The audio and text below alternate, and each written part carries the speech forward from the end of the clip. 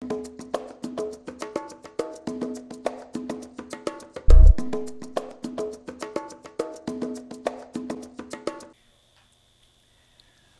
you hear the sound of the drums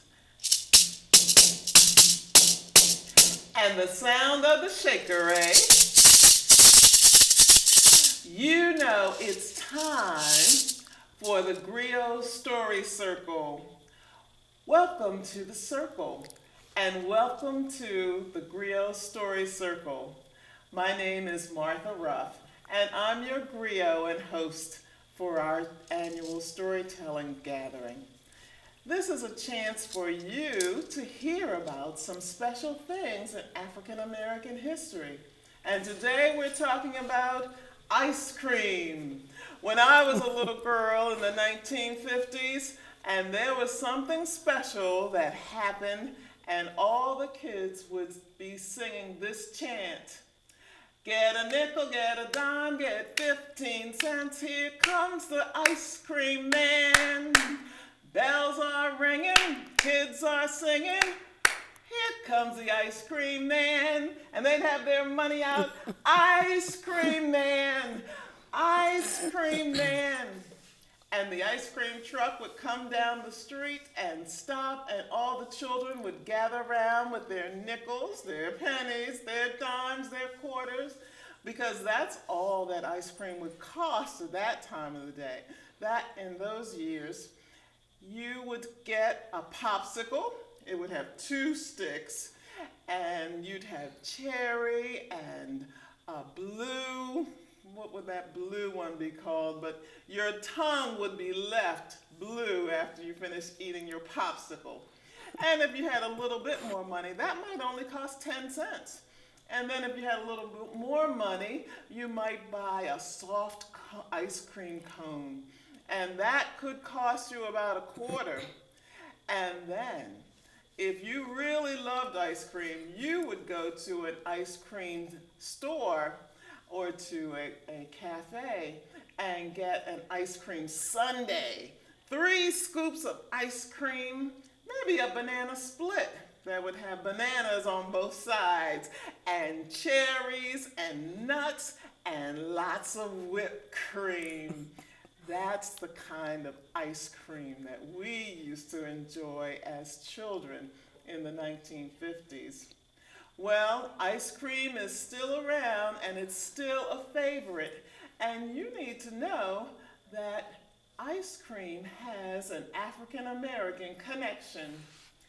In the 1820s, Augustus Jackson left his job as a chef at the White House, an African American man, and went to Philadelphia to start his candy business. And he found a way to make better ice cream. He found that mixing salt and ice kept the ice cream much harder and smoother. And he discovered that putting the ice cream in tin cans and covering it with ice, he could sell it, and it was very good. He sold his ice cream for $1 for a quart of ice cream. And in 1832, that was a lot of money. But people were willing to pay for it because his ice cream was so good. And he sold lots of ice cream. He was a very wealthy man. And his business got passed on to his daughter, and his daughter carried on the business for a while, and then the business ended. But you can find out more about Augustus Jackson by reading about African Americans in Philadelphia. There's another African American who helped us with ice cream, and his name was Alfred Cradle. And Alfred Cradle invented the ice cream scoop. They called it an ice cream mold back in 1897. And this mold had a little lever on it. So you would scoop the ice cream, and you've seen them, and then when you poured it out, you flicked the lever, and the ice cream would come out in a nice scoop. That was invented by Alfred Cradle in 1897, and he was the first African American to get a patent in Pittsburgh, Pennsylvania. So, when you're eating ice cream, remember Alfred Cradle and the ice cream scoop and Augustus Jackson, who created the method for making ice cream cold and creamy, and he is known as the father of ice cream. Well, here in Laurel, we have a new treat to be able to enjoy ice cream, and that's at a new shop called Sweets and Treats. And I'd like to welcome my guest, Ann Siegel, who is the owner of Sweets and Treats. Welcome, Ann. Thank you very much for having me. We're glad that you could come and share with us about a place in Laurel where we can enjoy ice cream. Tell us a little bit about Sweets and Treats. Okay, it's a new shop actually. I bought it from the former owner. It used to be Double Dipper. And I bought it from them the second week of January. And I took over, but I changed a few things. So I left ice cream there. But I have also, I bake. I do baking in a kitchen. We have a small kitchen, but I do all the baking there. And we put in coffee, and there's a place where to sit. You can come in and sit. There's internet. So I did a few things, yeah. I did a few things. Okay, so this is your first business in Laurel? Yes. So tell us about your time before you came to Laurel. Actually, before I came to Laurel, my husband has a business. It's in Owens Mills. But I used to work for corporate America for quite a long time. Corporate America. Oh, yes, for a long, long time, until I decided to stop working because we were adopting a little girl from Africa, my husband and I. So I stopped working for about maybe 4 or 5 years. Now she's 11 years old. And I said, you know what? Let me get up and do something for myself. So that's when, we bought a shop in Laurel. Well, this is a program about stories, so right. We're glad to know about your story. Tell us how your story began. Oh, yeah. I definitely have a big story. As you know, I come from Africa. I come from the eastern part of Africa, Uganda. I was working long before I came here. I went to school in Europe. I went to school in Italy, went to school back home. But you know what? One day I said, you know what? I think I need to go to the States. Because, here, you can be anything as long as you're willing to work hard. So I came in here, I started going to school again. I was working, but still I went to school. I was doing part-time. It took me a long time, to get my degree, but I got it. And then I started working actually I lived in Virginia for a long time until I got married. So I stayed in Virginia, I worked in Virginia, I went to school in Maryland. Then I got married. I've been married probably 10 years now. Then I moved. When we got married, I moved to Colombia. And my story is good. It's just amazing because I just come from a little country in Africa. And of course, with my accent, well, some people don't understand. They don't understand. They say, excuse me. But I love it here. And I'm just, blessed to be here. Well, I'm sure that you love ice cream, too. I do. Oh, yeah. Tell us about some of your favorite ice creams. Well, every flavor is my favorite. So I just love to eat. Who doesn't? I love to eat. And the ice cream I have actually is Hershey's, supplied by Hershey's ice cream. I never ate Hershey's ice cream until I bought my shop. It's really probably it's the best ice cream I've ever eaten. It's good, it's cheap, it's not all that expensive. Anybody can afford to, to come and treat themselves. So every flavor is my flavor. That you have? Oh, I have 28 flavors. I have Rocky Road. I have, of course, vanilla. I have chocolate. I have crazy chocolate. I have crazy vanilla. I have Play-Doh for the children. I have Superman. I have so many flavors, unbelievable flavors. Yeah, really, really yummy. Yeah. So one of the things that your shop does is that it has It extends itself beyond the four walls so that you have an area, a patio, outside area. Yes, I have outside area for people to sit on and enjoy the ice cream, during summer especially. Yeah, yeah. And so, do you have some plans for the community for Yes, I enjoying? do. Yes, I do.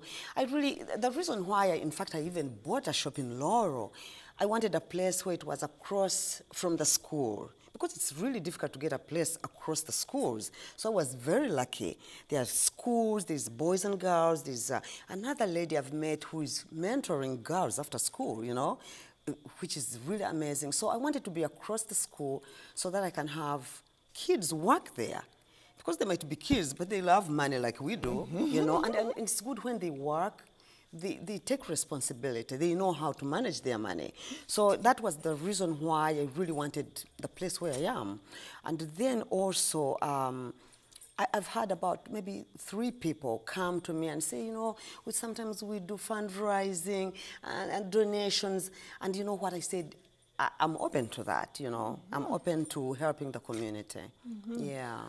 So, Sweets and Treats is at what address? It's actually 906 Montgomery Street, just around the corner here. You can walk Okay, it, yeah. 906 Montgomery Street. Right. It's right near the historic district of Yes, Laurel. yes. And so it's also near schools, near the Boys and Girls Club. Yes. And it's a place where families can come and yes, enjoy absolutely. a treat Yes. and have some fun. Right. Where organizations in the community can get in touch with you. Absolutely. And talk about things that you might help them out with in terms of fundraising. Fundraising, if there is a fundraising, in most cases, I would, give them a discount. And tell us about some of the discounts that you have. Yes, I have some discounts. Like when before I opened, actually I took so many coupons to different schools. Okay. So each school I would give them maybe 200 for just $1 off for kids, especially kids who do well in school. I have that program too. If you do well, Coupons exactly. to Sweets and Treats. Sweets and Treats. I talk to boys and girls. Of course, they do a good job there. And there's a lady who does a mentoring I was telling you about. I thought she really does a good job. It's a non-profit organization, and she's done so much for these girls who, girls need to be mentored. So what I did, I gave some, coupons so that they can afford to come and eat something. There is also a field they play. I think it's a soccer field. It hasn't opened yet, but I intend to take coupons there so that they come over and, So the community can look forward to coming absolutely. and also getting discounts. Yes. And so it'll be someplace that they can gather and know that Yes, I can host it won't be absolutely beyond their budget. Yes, yes. So tell us your website address and your phone number, how folks can get in touch with Exactly. I'm on 906 Montgomery Street. My phone number, the shop number is 301 725-0006. And my son is building a website for me. So the website definitely will be Sweets and Treats Creamery. And I'm on Facebook too. I'm on Facebook. And what I do in most cases when I go on my Facebook, I ask for, people's opinion. If I do this, what do you think about it? If I open up, I give bagels and coffee, what do you think about it? Should I do it? And they really give me their opinion, and I'm happy. I'm happy about that. Yeah, I'm really happy. Yeah. Well, we're happy that Sweets and Treats is in Laurel and that it's a place where families can gather and enjoy desserts and get together with the community. So we hope that we will see you there. Oh, definitely. Well, we also want to thank Ann Siegel for coming and for sharing with us about her shop.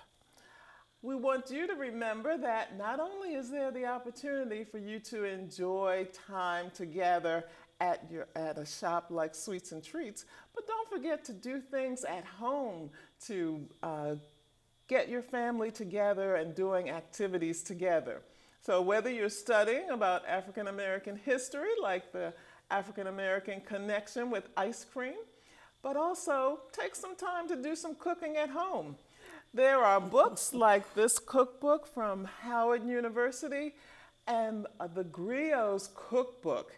It actually has a recipe in it for ice cream. And that's one of the best things for families to do to get together and enjoy time together is cooking together. So if you have an idea for something to make, or if you need an idea, get out some cookbooks and enjoy some family time together.